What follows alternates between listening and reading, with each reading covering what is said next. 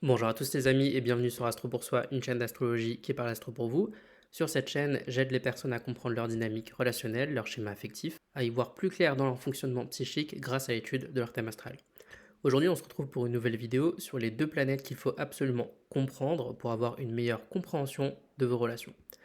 Alors lorsqu'il s'agit de la vie affective, on a souvent tendance à regarder du côté de la maison 7, à se lancer dans des synastries, des compatibilités amoureuses. Alors tout ça n'est absolument pas faux, c'est même très bien, mais avant de se lancer dans les compatibilités, il faut déjà comprendre le sens des deux astres les plus importants pour décrypter les mécanismes affectifs dans votre thème astral, donc j'ai nommé la Lune et Vénus. Alors j'ai déjà fait une vidéo sur ces deux planètes, donc je vous invite évidemment à les regarder, hein, ça fait partie des premières séries de vidéos qu'on a fait sur la chaîne. Je ne vais pas aller dans les détails de leur signification respective, on va quand même évidemment en faire le tour. Si on commence par la Lune. La Lune, elle est souvent sous-estimée, je trouve, en astrologie. Pourtant, la mythologie grecque nous apprend bien que Artémis, la déesse de la pleine Lune, est la sœur jumelle d'Apollon, le dieu du soleil, ce qui signifie que dans la mythologie grecque, on place la Lune et le Soleil à égalité. La Lune est le pendant mystique du Soleil. Là où ce dernier représente plutôt la conscience, le rayonnement, le charisme, la Lune représente davantage l'inconscient, le secret, le mystique. Elle gouverne l'imaginaire, les rêves, le monde de l'enfance, tous les processus intermédiaires, tous les processus de maturation. Elle représente aussi évidemment de besoins affectifs. Lorsqu'on se plonge dans l'énergie lunaire, en signe en maison, on se nourrit. C'est le lieu de sa spontanéité d'être. Qui dit besoin, dit évidemment besoin affectif, car avec la Lune, il ne s'agit pas juste de trouver son type de nourriture physique, mais aussi psychique, émotionnelle, qui nous correspond. Sans cette nourriture, on est en sevrage, coupé de notre essence, de notre part sensible. Et bien vite vient la sécheresse. La vie nous semble beaucoup trop terne, beaucoup trop rigide, sans rondeur. Sans la Lune, en fait, le Soleil éclaire à l'excès. Notre monde intérieur devient brut, il devient rigide, rectiligne, sans subtilité, sans douceur. Ne pas nourrir son énergie lunaire, c'est vivre sans émerveillement, sans cette fameuse spontanéité. Tout devient calculé, tout devient conscience, tout devient image de soi. Donc en fait, les qualités solaires s'expriment à l'excès et deviennent évidemment des défauts. Beaucoup de problèmes relationnels peuvent en réalité provenir des besoins lunaires de chacun qui ne sont pas remplis. Et pourtant, vous l'avez bien compris, c'est très très important. Sans la Lune, les deux individus ne peuvent exprimer que la puissance frontale du Soleil, c'est-à-dire l'animus. Donc on va être sur des rapports avec des avis tranchés, des croyances. Les croyances de chacun vont s'ériger en principe absolu. Il va y avoir une rigidité dans sa manière d'être. La Lune, c'est vraiment l'adaptabilité, la souplesse. Donc vous voyez à quel point c'est vital d'avoir des qualités lunaires développées pour le bien de la relation. Le type de besoin, le type de nourriture est évidemment indiqué par le signe. Donc par exemple, une lune en cancer aura besoin de proximité, de sécurité affective. Une lune en capricorne aura plus besoin d'autonomie, de se montrer responsable du foyer. Parfois aussi avoir ces petits moments de solitude. Une lune en bélier, au contraire, sera plutôt dans un besoin d'action, de faire, de suivre ses initiatives personnelles sans qu'on en empêche. La deuxième planète, évidemment, Vénus, hein, planète de l'amour. En réalité, elle est bien plus que la planète de l'amour, c'est la planète des valeurs. Vénus, c'est la fonction en nous qui analyse l'ensemble de nos expériences, l'ensemble de nos sensations et qui dit j'aime, j'aime pas. Ce qu'elle aime, elle va évidemment chercher à l'attirer en usant de son charme, de son magnétisme. Ce qu'elle n'aime pas, a priori, c'est à Mars de le fuir ou de le combattre, selon les possibilités.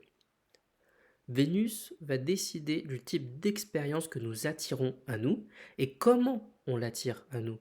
C'est en quelque sorte notre langage amoureux, si je le traduis au niveau relationnel. C'est aussi une part que nous recherchons chez l'autre.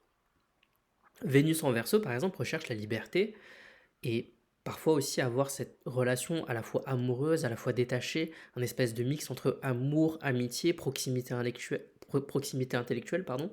Une Vénus en Scorpion recherche plutôt dans la relation une certaine profondeur, une certaine intensité, voire une obsessionnalité, ce qui va entraîner évidemment de la jalousie, de la possessivité, etc. Une Vénus en Taureau, tout aussi possessive et jalouse d'ailleurs, va rechercher plutôt davantage une relation stable, concrète, avec des preuves matérielles d'amour, des preuves tangibles d'amour. Donc, ce que l'on recherche, c'est aussi ce que l'on exprime. Donc, on va avoir évidemment des Vénus différentes entre deux partenaires, donc des manières d'exprimer l'amour qui vont être différentes. Et si l'autre ne comprend pas la vôtre et que vous ne comprenez pas la sienne, bah, c'est sûr que c'est mal barré. Le paradoxe, C'est qu'on peut tout à fait avoir deux personnes qui s'aiment et qui s'aiment sincèrement, mais avec le sentiment d'être complètement différents dans l'expression de leurs sentiments. Justement parce que les Vénus sont différentes. Elles peuvent même être en carré, elles peuvent être en opposition, enfin, on peut avoir des aspects rouges dans tout ça. Donc, on va croire qu'on ne se comprend plus, qu'on ne parle plus le même langage affectif, et qu'évidemment c'est de la faute de l'autre, parce que l'autre ne comprend rien. Et comme ça, en quelque sorte, tout bêtement, l'amour finit par s'étioler. Donc c'est vraiment nécessaire de comprendre comment fonctionne votre Vénus dans votre thème. Maintenant, là où ça devient intéressant. Alors vous vous doutez bien que dans la majorité des cas, dans la majorité des thèmes astro, au sein d'un même thème, hein, j'entends bien, Vénus et la Lune se trouvent dans des signes différents, dans des maisons différentes, voire dans des signes qui sont en conflit, des signes qui sont en mauvais aspect. Donc on a chez la plupart d'entre nous un décalage entre ce dont on a besoin émotionnellement, affectivement, qui est représenté par la Lune, et notre manière d'aimer, notre manière d'attirer, notre manière de l'exprimer, qui est représentée par Vénus. Donc je vais vous prendre un exemple très parlant. Imaginez par exemple un thème avec Vénus en Lion. Qu'est-ce qu'on peut dire d'une Vénus en Lion?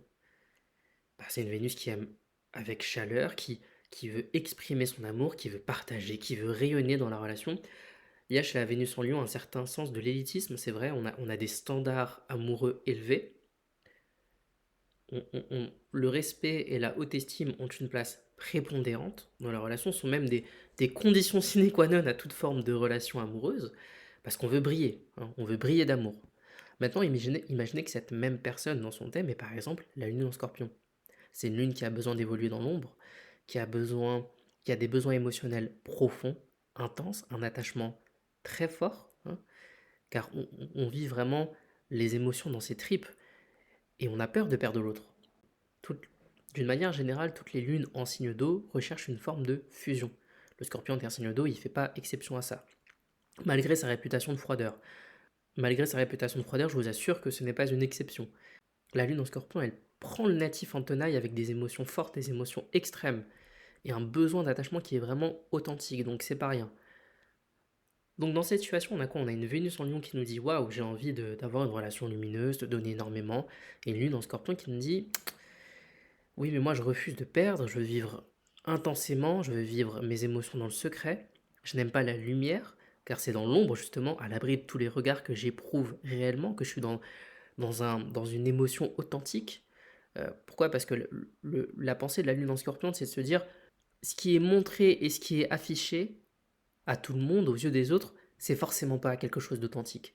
La vraie authenticité, elle est intérieure. Et elle n'a pas besoin d'être montrée à tout le monde. Elle doit être gardée à l'abri, dans le secret. Donc, normal évidemment que entre ces deux planètes ça couaque. Vénus, elle veut l'amour royal, alors que la Lune, si je puis dire, elle veut dîner en enfer. Alors, dans cette configuration, inutile de vous dire que le natif sera pris dans des tourbillons émotionnels. Rajoutez à cela un petit carré de Saturne, un petit carré de Pluton, une opposition, une conjonction à Uranus ou à Mars, et là c'est le feu d'artifice émotionnel dans le cœur du natif. Évidemment, et encore une fois, si on n'a pas conscience de ça, de ce qui se passe en nous, et ben qu'est-ce qui se passe? On le projette sur l'autre. L'autre il a bon dos puisque c'est pas nous. Alors que c'est à l'intérieur de nous que ça se passe, et c'est toujours à l'intérieur de nous que ça se passe. C'est à nous d'identifier nos dynamiques, c'est à nous d'identifier nos schémas relationnels. Si ce sujet vous parle et que vous avez envie d'aller plus loin dans la compréhension de vos schémas affectifs, type dépendance affective, type relations compliquées, type peur de l'abandon, etc., ben j'ai créé un e-book, donc c'est le premier e-book de la chaîne, que j'ai intitulé Comprendre nos blessures relationnelles grâce à l'astrologie. Vous trouverez le lien en description.